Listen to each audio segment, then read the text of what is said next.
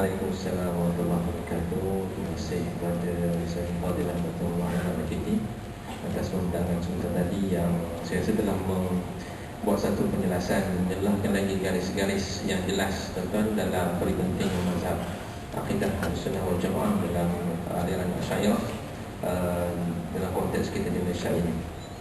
Saya kira bahawa lengkap ketiga-tiga pembentangan yang telah pun dibentangkan tadi, dan kita dapat lihat bahawa bagaimana Islam yang bersifat universal itu perlulah ditanam dan dibacai sesuai dengan konteks dan juga teks yang itu. Dan bagi kita di Malaysia ini sudah tentulah seperti mana yang telah disederhanakan tadi, bahawa akidah kita adalah akidah Asy'ariyah, beramal dengan fiqh Syafi'iyah dan bertasawuf dengan tasawuf Junaid dan juga Imam Ghazali. Betul ya? Jadi insyaAllah tuan meraihkan juga kehadiran para asatizah yang pada pagi tadi sehinggalah pada tengah hari ini bersama-sama dengan kita insyaAllah, yang telah pun ditaklifkan untuk mendidik anak bangsa dan juga mendidik masyarakat tentang kepahaman kita dengan Islam. Maka saya kira untuk sekali lah banyak persoalan-persoalan yang telah yang berlegah dalam pemikiran dan di kotak pemikiran para asatizah sekalian. Dan saya kira bahawa kita ada masa lebih kurang saya menunjuk jam di belakang tu 44 minit untuk kita membuka sesi ini kepada sesi soal jawab. Dan maka saya mempersilakan kepada tuan-tuan dan puan-puan sekalian, para asatizah sekalian, untuk mengemukakan soalan. Sila nyatakan nama dan kepada siapa soalan itu hendak ditujukan, dan nyatakan soalan tanpa huraian. Dan soalan hanya dikemukakan kepada panel, bukan moderator. Sekian dimaklumkan. Silakan.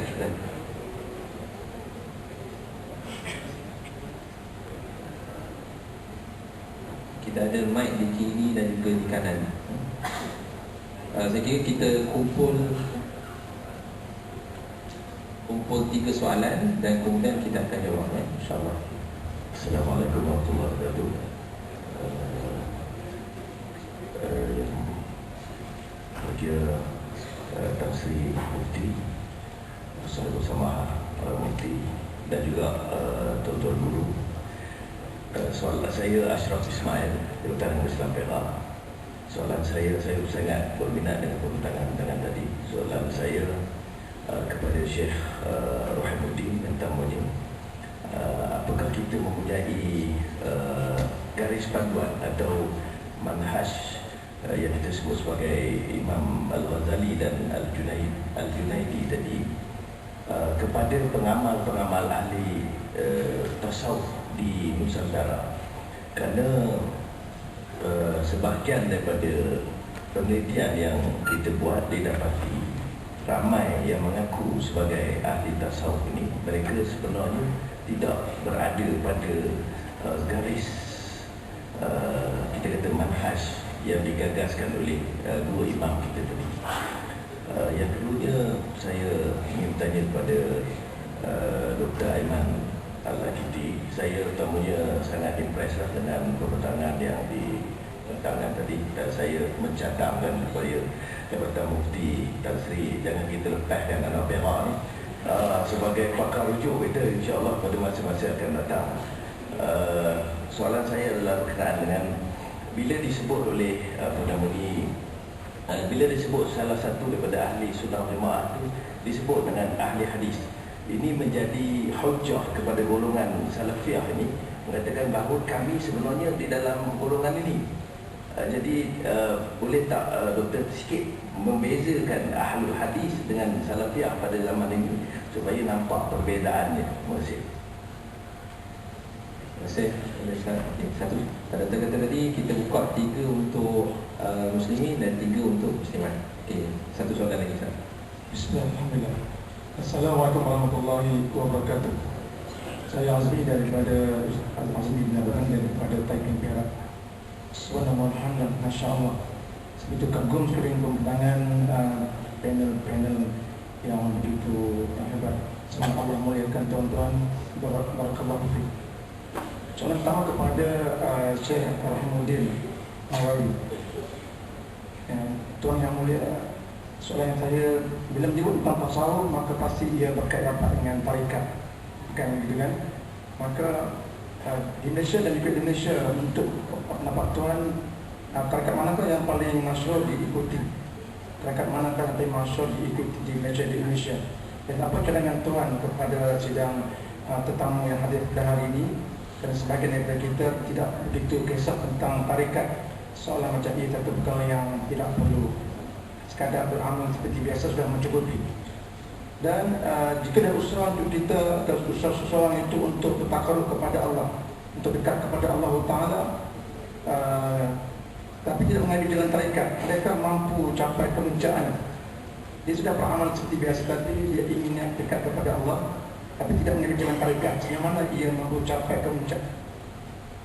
Minta maaf Tuan Moderator. Yang kedua, soalan kepada Dr. Zulkifli Muda. Saya juga cuba tanya soalan ini kepada Dr.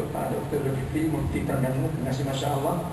Jika pejam mata dengan suara bunyi macam Ustaz Azhar sudah terus.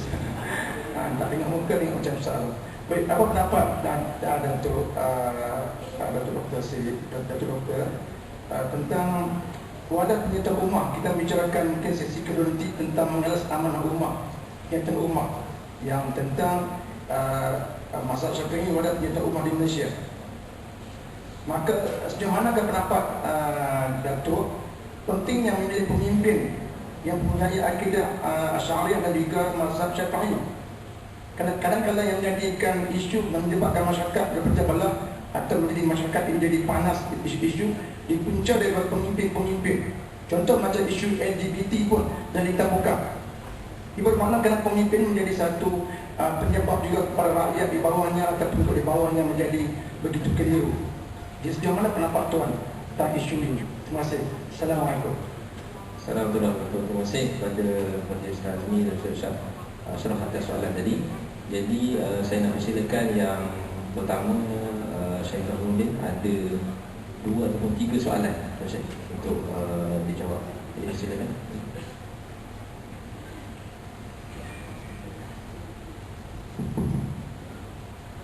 Bismillahirrahmanirrahim.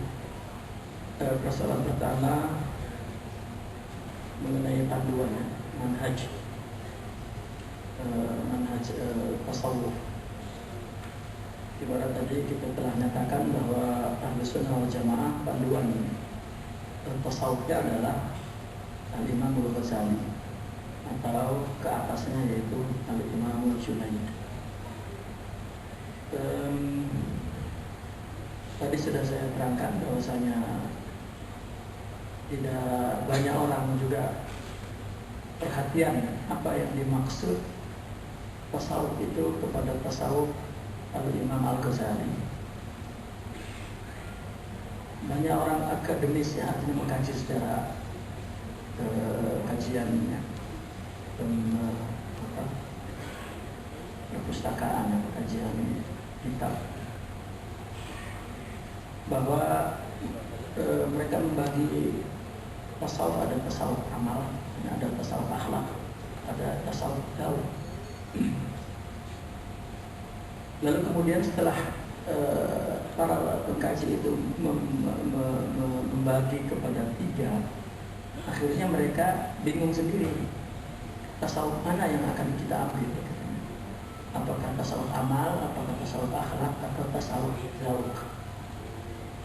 Ini karena kajian yang mereka buat tidak konfirmasi kepada pengamal tasawuf, atau katakan kepada syuyukh sufi. Pembagian itu sebetulnya di dalam bidang tasawuf itu pembagian marhaliyah. Ini bukan pembagian golongan atau mazhab atau cara, bukan, tetapi itu pembagian yang bersifat marhaliyah. Bahwa tasawuf mesti dilalui 3 fase itu. Pertama amal, artinya dia menjadikan amal sebagai cara untuk membersihkan diri. Amal yang berdasarkan syariat. Karena kita belum dapat beramal dengan baik sebelum syuhud. Ini dalam pandangan tasawuf. Maka sebelum syuhud, maka jangan memandang bahwa kita beramal kan. Karena kecenderungan orang beramal sebelum syuhud, dia mengaku beramal. Dia yang beramal, ya, menyembah Allah. Akhirnya ini timbul seperti mereka menyebutnya ini amal bisnis. Dia menyembah maka Allah mesti membalas dia pahala. Gitu. Nah maka pemikiran seperti ini adalah keliru. Sementara dalam waktu yang lain kita mengatakan bahwa alhamdulillah dengan hidayah Allah kita berada dalam kebaikan. Artinya bahwa kita beramal itu karena hidayah. Ya, dan hidayah itu hidayah qalbiyah ruhiyah. Nah maka apabila sudah beramal, maka amalannya akan menimbulkan akhlak. Maka pada fase pertama ini orang-orang sufi memberikan definisi berdasarkan definisi fase ini. Tasawuf adalah berzikir, tasawuf adalah khauf al-ju', lapar misalnya. Tasawuf bagian daripada mujahadah. Tasawuf adalah beribadah saja. Ini dalam konteks ini mereka membuat definisi yang berbeda dengan amal. Tetapi ada definisi-definisi lain. Tasawuf adalah adab, tasawuf adalah akhlak, tasawuf adalah ya, bagaimana kita melihat berbuat kepada Allah bukan kepada manusia dan seterusnya. Nah, ini setelah mereka berakhlak, mereka memiliki maqamat, baru mereka memberikan definisi. Ya, definisi di tahapan ini. Nah terakhir ketika sempurna akhlak mereka, baru mereka memandang bahwa ternyata semua Allah yang melakukannya. Nah baru mereka membuat definisi di sini, definisi Zawji. Seperti Imam Junaidi mempunyai 3 definisi ini. Dan pada definisi yang terakhir ini Imam Junaidi memberikan definisi tasawuf. At-tasawuf huwa an yataka wa yuhyika bihi. Allah mematikanmu dari dirimu dan menghidupkannya dengannya, menghidupkanmu dengannya. Jadi definisi ini timbul dari Zawji. Ya. Saya pikir itu jelas, tapi yang saya maksud di sini sering salah paham orang. Ketika mengkaji tasawuf lalu dia membuat definisi ilmiah, kemudian tidak bertanggung jawab bagaimana mengamalkannya. Nah, maka yang dimaksud kita kembali kepada tasawuf Imam Al-Ghazali ya, adalah tasawuf yang menghimpun antara fikih dan tasawuf, antara syariat dan hakikat. Bukan tasawuf itu bagi bidang lain daripada fikih, ya, maka dihimpun. Sebetulnya di zaman Imam Al-Ghazali tidak ada pedoman bahwa tasawuf itu tasawuf Imam Al-Ghazali, bukan. Ya. Nah, setelah Imam Al-Ghazali membuat satu kritik sosial dan membuat konsep dasar agar orang kembali kepada tasawuf. Nah, maka Imam Abdul Qadir Al-Jilani menyusun kembali pengamalan tasawuf secara kolektif, secara munazam, secara jamaah lah katakan. Nah, sejak saat itu dikenal tasawuf itu dari segi thariqat, dari segi bagaimana cara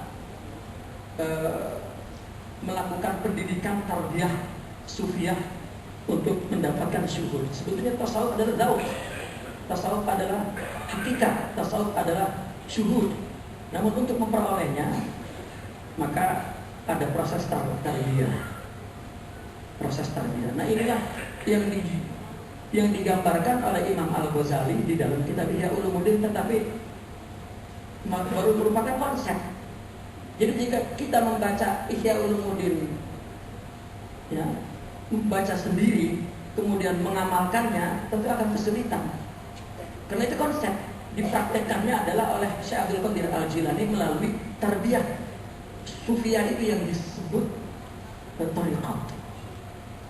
Contoh begini, Imam Al-Ghazali menjawab tentang khusyuk misalnya. Salat khusyuk seperti apa? Beliau membagi, ya karena beliau punya bayan akli, kemampuan beliau mampu menjelaskan secara logik ya, tentang menghidupkan ruh agama itu. Artinya menjelaskan tasawuf. Beliau membagi kepada upaya mendapat khusyuk pertama dilakukan sebelum sholat, ketika sholat dan selesai sholat. Nah di sini kita bahas tentang ketika sholat saja.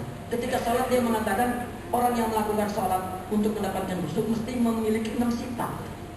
Pertama, sifat kehadiran hati kepada Allah. diumpamakan seperti dia hadir di depan raja yang tidak akan berpaling pada pandangan lain kecuali kepada raja. Ketiga, ta'zim, menghadirkan keagungan Allah. Seperti orang juga di depan raja juga. Dia lihat agung raja itu di kursinya, di istananya. Ketiga adalah menimbulkan rasa roja, harap agar diterima oleh Allah. Tetapi juga menimbulkan perasaan khauf, takut tidak diterima. Dan yang kelima, at-tafhim, memahami bacaan ayat semuanya dengan menghayatinya. Keenam, al-haya, malu. Nah ini sifat malu, roja, khauf, ta'zim, hadir, itu timbul dari sifat ruh, bukan pikiran. Bukan. Ya, artinya dari akhlak. Nah bagaimana lalu Imam Abdul Qadir Al-Jilani bagaimana menumbuhkan, menciptakan akhlak itu, rasa malu, rasa ta'zim. Orang Sufi mengatakan orang tidak akan merasakan rasa agung Allah di dalam dirinya sebelum memiliki sifat-sifat mulia yang Allah tanamkan kepadanya. Allah bagi sifat sabar, maka dia menjadi orang sabar, bukan berpikir atau memahami tentang sabar atau menghafal ayat sabar. Tetapi Allah sudah bagi ke dalam hatinya sifat sabar, sifat ridho. Maka dia akan menyabari Allah, meridhoi Allah, dan Allah agung. Bahkan dia lemah. Tanpa sifat yang Allah bagi, dia tak berdaya. Baru dia merasakan bahwa itu Allah agung. Tapi kalau membaca sifat sabar dengan bacaan saja sampai 100 kitab sabar pun mungkin tidak sabar membacanya, terlalu banyak kitab sabar. Ya, orang tidak membaca kitab sabar berdekatan dengan orang sabar, maka Allah akan bagi dia sabar. Maka metode tasawuf itu adalah suhbah, qudwah, min qalbin ila qalbin. Ini yang dipraktekkan di dalam tasawuf oleh Syekh Abdul Qadir Al-Jilani yang kemudian disebut thariqah. Jadi thariqah ini bukan makna lughawi ya. Ada pertanyaan misalnya, apakah kita sampai kepada Allah harus mesti dengan thariqah itu, tak ada thariqah lain? Orang boleh menjawab, boleh, thariqah taklim, thariqah salawat. Bukan, ini bukan thariqah lughawi, tapi thariqah ini yang dimaksud adalah thariqah istilahi, di mana ulama dulu memandang bahwa agama tadi diambil ilmunya ya, dari akal orang, kemudian kubuahnya dari kalbu orang. Dan tarekat semata-mata adalah untuk memperoleh warisan atau meniru akhlak seorang yang memiliki akhlak. Itu saja tarekat itu. Jadi orang masuk tarekat mesti ngerti bahwa apa maksudnya. Nah maka sehingga mereka memberi definisi begini, at-tariqatu hiya syaikh. Definisinya begitu, karena qudwah. Dan kita tahu bahwasanya musuh Islam inilah yang memotong qudwah itu. Sehingga rakyat, artinya umat Islam kritis kepercayaan kepada orang. Nah, kalau kita mau mengambil akhlak Nabi dari mana kalau bukan dari jiwa orang? Nah ini metode ini telah dipraktekkan oleh Syekh Abdul Qadir Al-Jilani, dan dari Syekh Abdul Qadir Al-Jilani inilah seluruh silsilah akan bermuara di Syekh Abdul Qadir Al-Jilani. Gitu. Adapun itu teori Syekh Abdul Qadir Al-Jilani mengambil, tetapi akhlak yang diambil oleh Syekh Abdul Qadir Al-Jilani bukan dari Imam Al-Ghazali. Dari silsilah tarekat yang ada yang termaktub di dalam tarekat Syekh Abdul Qadir Al-Jilani. Terus katanya sampai kepada Imam Junaidi. Jadi Imam Junaidi ini adalah silsilah tarekatnya, dan Imam Ghazali adalah konsep praktek mengamalkan tasawuf. Konsepnya Imam Al-Ghazali. Maka disebut tarekat tasawuf kita adalah Al-Junaidi. Ini silsilahnya.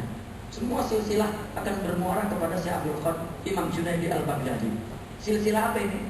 Silsilah hakikat, silsilah ruhiyah, silsilah akhlak. Dan adapun Imam Al-Ghazali adalah teorinya, pendekatan ilmiahnya yang menggabung antara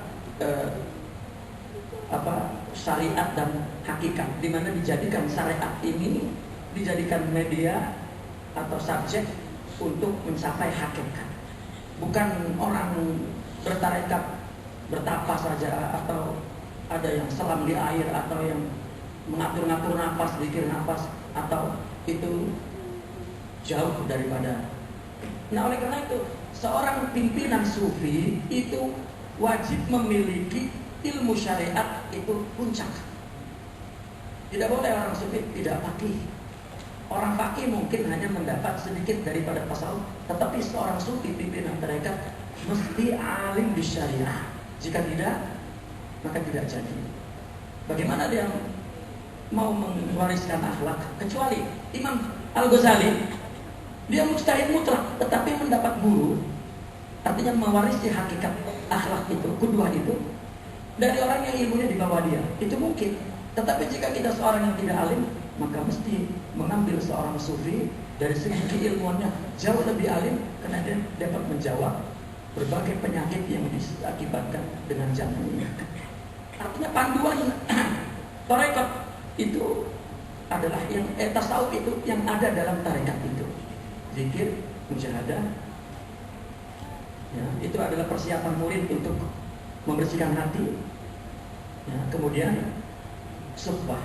Suhbah ini menyadari bahwa mengambil ruhiyah ini, akhlak kita katakan, atau maqamat itu dari guru itu yang diyakini oleh dia pewaris Al-Muhammadi. Itu panduannya seperti itu. Ya, dan itu tidak berubah dari zaman Syekh Abdul Qadir sampai sekarang.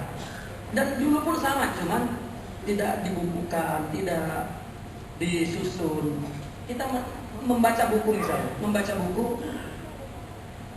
buku-buku tasawuf yang sudah dibukukan, buku-buku tarikat.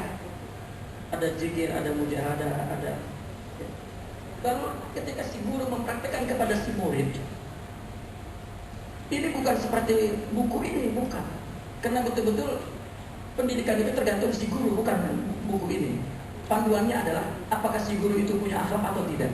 Karena dia akan dikuduahi itu saja. Selebihnya dia mesti memiliki ilmu syariat. Jika tidak boleh, karena dia akan berkata salah. Karena tasawuf semata-mata bagaimana untuk tatbik amali lil kitabi was sunnah wal ulum syar'iyyah. Ini banyak perkara memang yang menyimpang di Nusantara ini, atau katakan secara umum. Adapun tentang tarekat mana yang perlu diikuti, sebetulnya bukan tarekat mana yang perlu diikuti. Semua tarekat tidak ada masalah. Mungkin kita lihat orangnya, ya, si pembawa tarekat itu, apakah dia alim di syariah? Karena syarat untuk menjadi pimpinan tarekat, pertama alim bil kitab wa sunnah wal ulum syar'iyyah.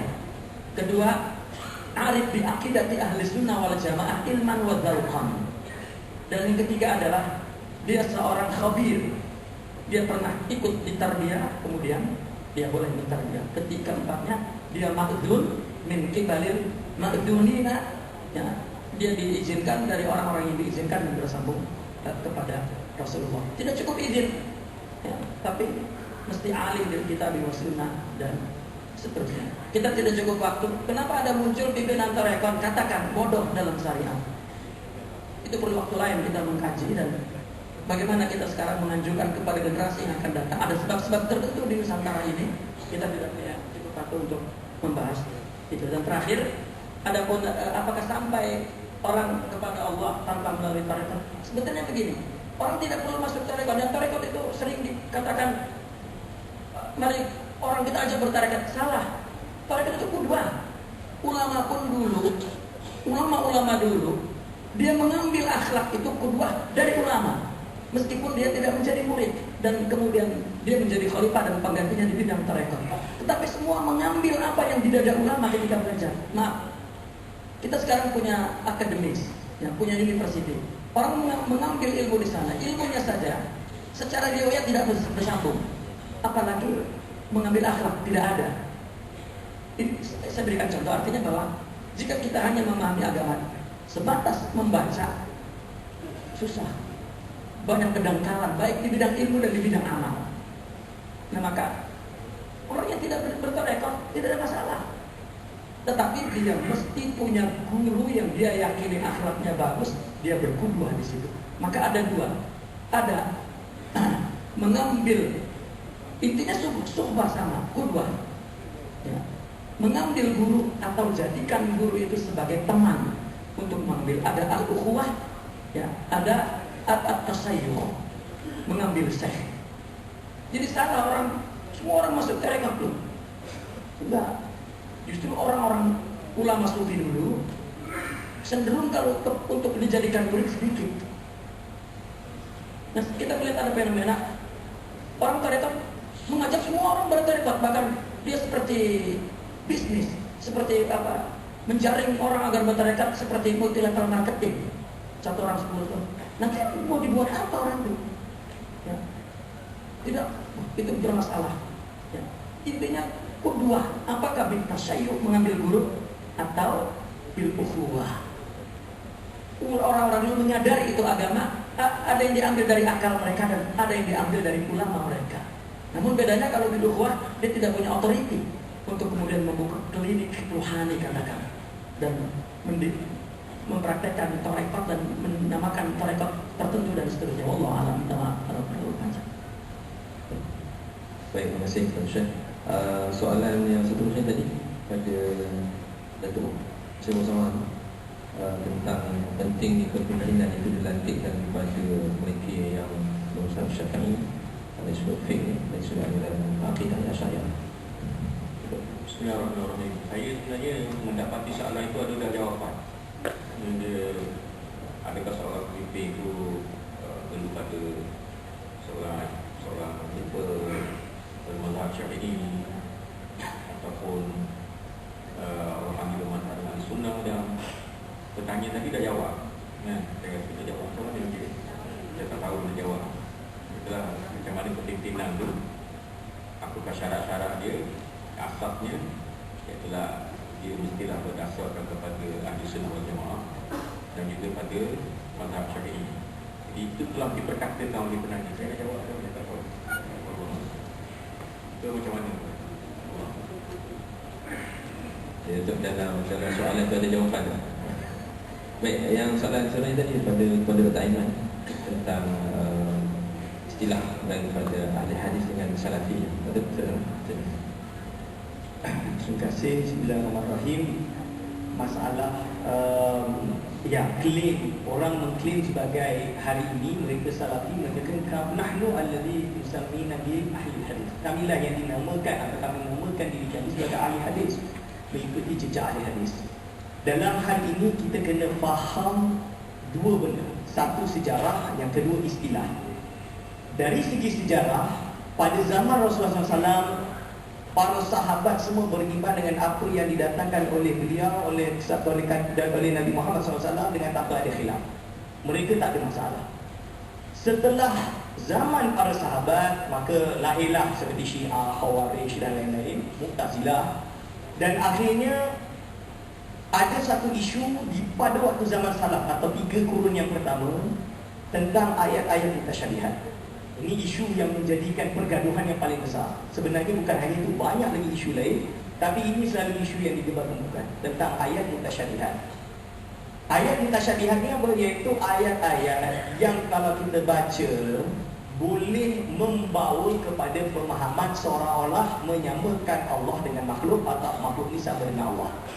Contoh dia yang paling senang, yadullahi fawqa aydihim ar-rahmanu 'ala arsy istawa. Yadullahi fawqa aydihim kalau kita terjemahkan iaitu secara literal, yadun berarti tangan, yadullah berarti apa? Tangan Allah, fawqa aydihim lagi tinggi daripada tangan-tangan mereka. Itu secara literal. Isu dia sekarang, kenapa kita pada hari ini takwil? Dia kena faham, sejarah dia, kalau mengikut sejarah pada zaman tabi'in, orang yang melakukan takwil kerana dia menafikan beriman dengan tauhid dia sama sekali. Dia menafikan. Dalam arti apa? Dia wajib takwil sahaja. Dalam arti apa? Takwil dia kepada kudrah lalu tidak beriman dengan tauhidnya sama sekali dan tidak menganggap itu bahagian daripada ayat, atau menganggap itu bahagian daripada ayat, tapi apa? Tapi kerana keenggangan dia menyebabkan sehinggakan dia menyesatkan orang-orang dari golongan ahli hadis. Walhal pada waktu itu majoriti ahlul hadis mereka berpegangan dengan makna apa? Iaitu nahnu nu'minu bidahiriha, kami beriman dengan zahirnya, wala nahudu, nak kami ini apa? Tidak terjun pada ma'ani. Berarti apa? Yadullahi fawqa aydihim, tangan Allah bukan berarti tangan. Yadun apa? Yadun. Apakah mereka terjemah yadun kepada al-jawarih? Tak waris. Buka dalam kitab ilmu masalah. Ulama ahlul hadis dipanggil. Imam Baihaqi misalnya dalam kitab Al-I'tiqad Al-Asma wa Sifat, ada tak dikata yadun wa hiya al-jawarih? Mana ada?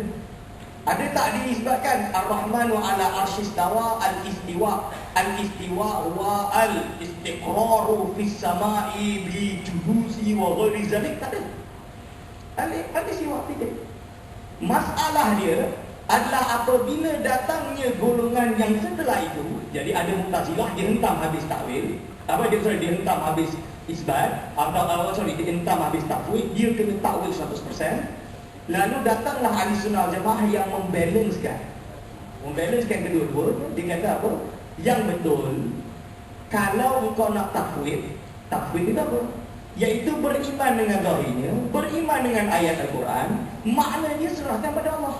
Dan ini yang disebut oleh Imam Ibn Akbar dan juga Imam Abu Hanifah dalam kitab Fiqh Akbar, dalam Imam Baihaqi yang datang setelah dia atau yang datang sebelum dia, banyak imam-imam lain. Dia kata inna lillahi yadan li'annahu qal yadullahi fawqa aydihim.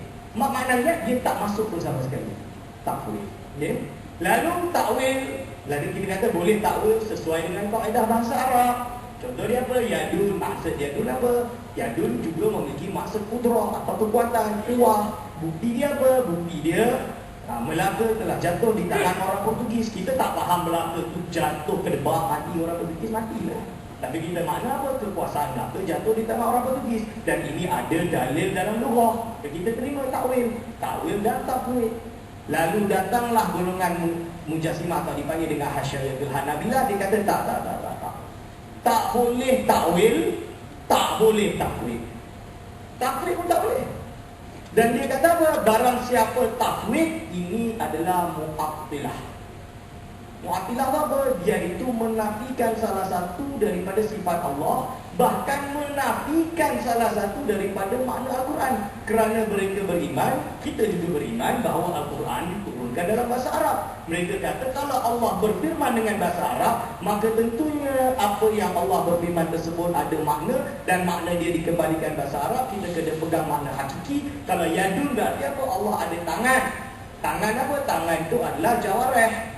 Cuma jawarih macam mana dia kata kita takwil. Bukan takwil kita bila dia menafikan kaif. Ini perbezaan dia. Sehingga kan pada hari ini mereka mengarang kitab Zammu Takwil. Zammu Takwil itu apa? Buruk kejinya takwil. Keji takwil lalu kena isbat. Ini adalah perkara yang salah dan keluar daripada manhaj Ahlussunnah wal Jamaah, terkeluar daripada manhaj yang dipanggil dengan manhaj Ahlul Hadis yang kita sebut tadi. Kerana Ahlul Hadis dia amiruha kama ja'at. Apa yang datang kita jalankan saja apa yang datang. Makna dia apa? Wallahu a'lam bishawab. Bukti dia apa? Boleh buka dalam kitab Ar-Risalah An-Nizamiyah Imam Al-Juwaini. Kalau tak cukup, Juwaini datang tahun 400 atau 500. Nak lebih awal lagi, boleh buka dalam kitab Al-I'tiqad Imam Al-I'tiqad ke I'tiqad Imam Baihaqi.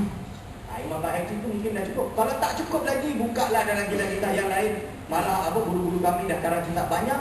Dan ini juga diriwayatkan oleh Imam Sanusi dalam kitab Al-Wusta. Dia kata dalam bab ini manhaj Ahlussunnah wal Jamaah ada 3 pendapat. Sama ada pertama adalah ismun lisifat, seperti Abu Hasan Asy'ari. Ismun lisifat maksudnya apa? Allah ada sifat yad, ada, iaitu ismun lisifat. Makna wallahu a'lam, bersihkan dari Allah dari segala jenis persamaan. Atau takwil, itu adalah ulama khalaf, atau dipanggil dengan, ada juga salaf yang takwil seperti Imam siapa nama dia, Allahumma shalli ala sayyidina Muhammad, yang mengarang kitab tafsir Tabari. Dan yang ketiga adalah golongan takwil, atau ini adalah majoriti salaf, dan ini yang dipanggil dengan ahlul hadis. Yang pertama dan yang ketiga tadi adalah mazhab ahlul hadis, majoriti, bukan semua, majoriti. Tapi kalau kita sebut ahlul hadis, nanti kita panggil Syiah pun dia claim dia ada ahlul hadis. Ini masalah. So itu jawapan dia. Masalah kita dengan mereka isbat makna hakiki, cuma mereka menafikan kaif, dan itu adalah bukan diterima di kalangan Ahlussunnah wal Jamaah. Okay, jadi jelas insya-Allah. Tuan, jam telah pun menunjukkan 12.50. Jadi sepatutnya saya janji tadi nak bagi soalan kepada muslimat, tapi oleh kerana mungkin masa pun dah terlalu singkat, dan sebelah petang nanti insyaAllah kita ada forum dan bila sesi soal jawab akan dibuka juga. Jadi mungkin insyaAllah segala persoalan-persoalan kalau sekiranya ada dapat diajukan pada petang nanti lah insyaAllah ya. Baik. Cuma saya nak minta Datuk Zul untuk bagi kesimpulan daripada apa kita bincangkan tadi lebih kurang dalam 2 minit. Datuk boleh paling sikit cakap nanti boleh.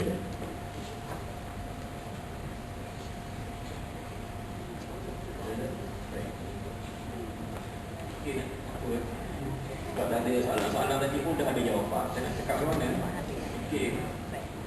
Okey, saya sambung sikit lah apa yang apa nama dia, saya cakap di Peringkat Negeri Terengganu lah Di Peringkat Negeri Terengganu kita sebenarnya apa nama ni memakai apa nama aliran Asy'ariyah dan Maturidiyah.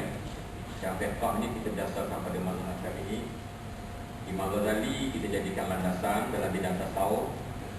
Walaupun Imam Ghazali ni sebenarnya kalau tengoknya Imam Ghazali kal mutasawwif ataupun Imam Ghazali kal faqih, dia ada dua. Kal faqih tak dalam bidang ni lah kal mutasawwif. Dia sebagai seorang fiqh, dia ada jasa dia seperti yang saya sebutkan tadi. Dia telah mengistisarkan, meringkaskan kitab Al-Hayatul Matlaq tadi kepada 4 kitab. Daripada situlah punca kepada akwal-akwal fiqh ataupun pandangan-pandangan fiqh dalam mazhab Syafi'i. Tetapi Imam Ghazali kal mutasawwif sebagai ahli tasawuf. Sebab setakat ini tidak ada bukti yang hukum Imam Ghazali ada tarekat ya. Imam Ghazali tidak ada tarekat lah. Tidak ada bukti tarekat apa tu. Al-Ghazali ya ada. Nah, cuma orang panggil pendukung-pendukung Imam Ghazali memang bertarekat. Bertarekat. Dan saya ingin nyatakan bahawa dalam kehidupan Imam Al-Ghazali, saya hanya mencetuskan yang biasanya kita bincang dekat Terengganu lah, berhubung dengan aliran tasawuf ni. Sebab lanjutan daripada apa yang disebutkan tadi, Syekh. Iaitu kita, kalau kami di Terengganu, kami tengok Imam Ghazali ke tasawuf dan kami kalau mutasawwif, kami tengok ada satu buku yang ditulis oleh Dr. Yusuf Qadhawi berhubung dengan Imam Ghazali ni, Al-Imam Al-Ghazali Baina Madihih wa Qadihih. Imam Ghazali di antara penentang dan juga penyokong. Penyokong. Dalam apa nama panggil, awak panggil ulasan ringkas kepada kitab tersebut, kita dapati bahawa Imam Ghazali kal faqih. Dia telah tinggalkan faqih dia tadi setelah dia berhijrah ke Quds. Dan dia telah beruzlah di Quds, dan daripada uzlahnya itu hasil daripada uzlah tadi telah lahir satu kitab Ihya Ulumuddin. Dan apakah disebabkan, kenapa tak dinamakan kitab Ihya Ulumuddin, kenapa tak nama Ulumuddin, tetapi dia nak Ihya balik. Ihya di situ maka direngkaskan kehendak Imam Ghazali, tasawuf itu adalah tathhirul qulub minasyawaib wa tathhirul jawarih minadz-dzunub. Nah, itu direngkaskan. Tidak itu disandarkan kepada Imam Ghazali. Ia telah membersihkan hati daripada benda-benda syawaib, daripada apa nama ni, benda-benda yang buruk, ada ujub, ada sum'ah, ada riya dan sebagainya, dan membersihkan jawarih anggota ni daripada dzunub. Dan membersihkan anggota daripada dzunub ni timbul satu kataan at-taubah kan. At-taubah itu dia masih beralam di alam sana, bukan alam fiqh sebenarnya. Dia masuk dalam alam tasawuf, alam tasawuf, di mana disitulah timbulnya ihya. Sebab tu ada pandangan-pandangan Imam Ghazali, dia cuba memfiqhkan, dia cuba mentasawufkan fiqh dia yang tidak dapat diterima oleh ulama-ulama fiqh walaupun di Nusantara.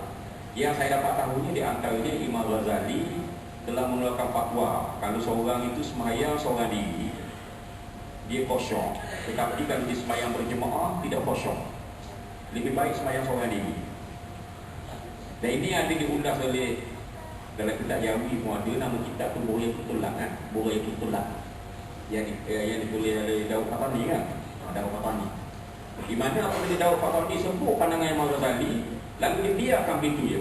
Maknanya dia tak rak, sebab dia ulama-ulama kita ni terlalu beradab dengan ulama-ulama tasawuf kan, ulama-ulama fiqh, dengan ulama-ulama terdahulu. Walaupun tak setuju, tapi Dia tidak biarkan, tapi dia cuba memenangkan hati-hati, memenangkan pandangan yang mengatakan semayang berjemaah lebih baik daripada semayang seorang diri. Begitu juga dengan Imam Ghazali, apabila proses nak ihyakan agama ni, dia telah mengeluarkan beberapa fatwa yang kita tengok kelihatan pelik. Ya, antaranya dalam kitab Ihya dia menyebutkan apabila kita baca kunut, kita disunatkan sapu muka kan. Kalau kita baca kunut sallallahu alaihi wasallam Muhammad wa ala alihi wasallam disunatkan. Disunatkan ini adalah cetusan Zaud. Zaud. Cetusan Zaud daripada Imam Ghazali setelah dia cuba menggabungkan, dia cuba mengihyakan, dia cuba melahirkan nilai-nilai tasawuf dalam fiqh. Orang yang dekat dengan Allah, dia tidak hanya berpada-pada dengan tanda tangan, tapi dia akan sapu dekat muka dan sebagainya. Sedangkan dalam kitab fiqh, dia sendiri pun tulis dalam kitab Al-Wasimah sunnah apa nama sapu muka dan sebagainya. Nah, dan Imam Ghazali ini juga adalah seperti yang disebutkan oleh Syekh kita tadi, dia juga adalah memastikan sebagai seorang duta kepada ahli sunnah wal jamaah ba'alil Asy'ariyah, di mana saya ingat dulu bila saya baca dalam kitab Tarikh Tarikh Al-Madzhab Al-Islamiyah Muhammad Abu Zuhrah, dia mengemukakan, dia rak balik pandangan yang mengatakan bahawa Allah Ta'ala Yadullah fawqa aydihim, tangan Allah di atas tangan-tangan mereka. Tangan Allah itu tangan macam mana? Kita jawab tangan tidak bermacam mana. Ya, tangan Allah itu. Maka Muhammad Abu Zuhrah apabila nak menangkan pandangan Asy'ariyah, dia telah mengambil mumathil ataupun wakil daripada Asy'ariyah sendiri, iaitu Imam Ghazali. Di mana Imam Ghazali mengatakan, kalaulah tangan itu ditafsirkan secara hakiki, mestilah ada huruf, mestilah ada dimak, mestilah ada julud, mestilah ada kulit, mestilah ada orang panggil darah, mestilah ada orang. Jadi sebab tu dengan pandangan Imam Ghazali tadi sebagai mumathil kepada Asy'ariyah, maka Muhammad Abu Zuhrah mengenangkan pandangan mengatakan bahawa boleh tawil. Sebab kita ada 4 mazhab kan, 4 aliran yang disebutkan oleh Syekh tadi, iaitu taqlid mutlak. Ini salafus salih, taqlid mutlak. Kita tidak mengatakan tangan Allah itu tangan, tetapi dia akan kehendak Allah apa, tapi bukan zahir ni. Yang keduanya taqlid bil isbat. Ini yang golongan Wahabi ni.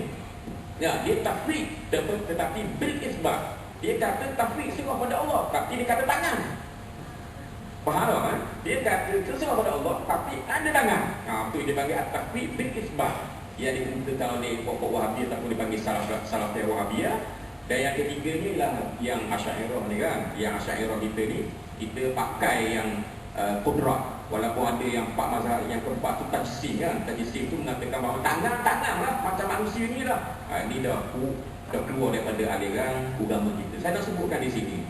Rupa-rupanya, kalaulah tuan-tuan pakai pandangan tafwid bil isbat yang disebutkan oleh golongan salafiyah Wahabiyah ini, tuan-tuan akan tak boleh nak tidur, tuan-tuan akan terganggu emosi. Betul tak? Sebabnya lah kerana tuan-tuan akan fikir sentiasa keluar daripada dewan ni, tangan adalah tangan Allah yang tak sama dengan makhluk. Lahu yadun laisat kal aidi, kata Ibnu Taimiyah kan dalam kitab Fatwa Kubra. Tuan-tuan akan fikir tangan tak sama dengan tangan makhluk. Tuan-tuan akan pergi ke mana, tuan-tuan akan fikir. Bila sebut tangan je, pening kepala aku, tangan macam. Dia akan fikir juga. Tetapi kalau tuan-tuan kata tangan itu kodrat, tuan-tuan tak fikir dah benda tu. Nampak tak? Tuan-tuan tak fikir dah. Jadi itulah sederhananya, wasatiyahnya manhaj Asy'ariyah yang saya rasa bukan setakat diperjuangkan di negeri Terengganu. Syekh kita ni pun perjuangkan dan di Taiwan pun perjuangkan benda tu. Wallahu a'lam bishawab. Saya kata Syekh Azim minta seminit. Kata Cik, sila dah tambah sikit minit. Saya ada 10 minit saja. Saya ingin menyatakan persetujuan apa yang dikatakan oleh Dr. Mufti, bahwa istilah tarekat itu muncul setelah Syekh Abdul Qadir Al-Jilani.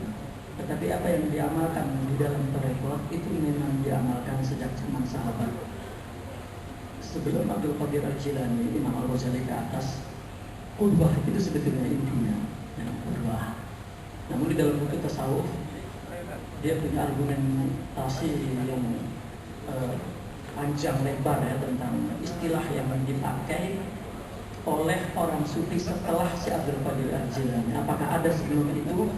Dia punya argumentasi. Cuma yang kita lihat, tarekat yang sekarang ada itu adalah tidak berubah sejak zaman Syekh Abdul Qadir Jilani, secara kolektif, secara jemaah, secara kelembagaan. Kalau dulu individual, tetapi apa yang dilakukan secara individual dulu sebetulnya hanya dilakukan secara kolektif saja, itu saja bedanya. Karena ulama sampai bila pun akan sepakat bahwa mengambil ilmu tadi maka saya cerita yang global, mengambil ilmu itu mengumpulin, tetapi mengambil kudrah ruhiyah, akhlakul karimah, minal qudwah. Tasawuf itu adalah akhlak. Jadi kita tidak boleh menafikan tidak adanya tarekat karena disebabkan Imam Al-Ghazali tidak ada tarekat, Imam Junaidi tidak ada tarekat, sampai Rasulullah tidak ada tarekat. Tetapi madrasah yang dibuka oleh Abdul Qadir Al-Jilani adalah praktikal konsep Imam Al-Ghazali. Seperti fikih juga dari Imam Al-Ghazali, tauhid juga dari Imam Al-Ghazali. Karena itu Imam Al-Ghazali menjadi tokoh yang di zamannya juga selalu didengki oleh mazhab-mazhab lain karena dia adalah bintang mazhab Syafi'i. Itu satu masalah lagi ya. Jadi bintang mazhab Syafi'i itu jadi kedengkian ulama-ulama di zamannya dan para filosof di zamannya dan seterusnya. Wallahu a'lam.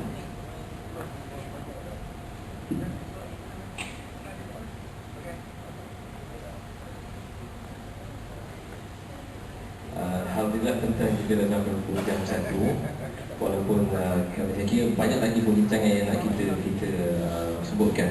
Dan Alhamdulillah mudah-mudahan apa yang kita bincangkan hampir lebih daripada 3 jam ni tidak hanya tekan kertas dan juga dalam dewan ini saja. Dan apa yang lebih penting adalah untuk kita merealisasikan dan terjemahkan yang tidak akan apa yang kita lakukan, insyaAllah. Terima kasih banyak kepada 3 ahli panel kita. Sebelum Syekh Al-Muddin, saya bersama Datuk Dr. Zulkifli Mahmudin, saya Fadlan Datuk Muhammad Aiman Al-Kiti atas pencerahan yang diberikan tadi. Dan insyaAllah saya rasa setakat ini dulu saja untuk program kita pada tengah hari ini. Dan insyaAllah dan saya serahkan majlis kita kembali kepada Ustaz Hafiz untuk meneruskan perjalanan kita pada tengah hari, insyaAllah. Kepada Rasulullah.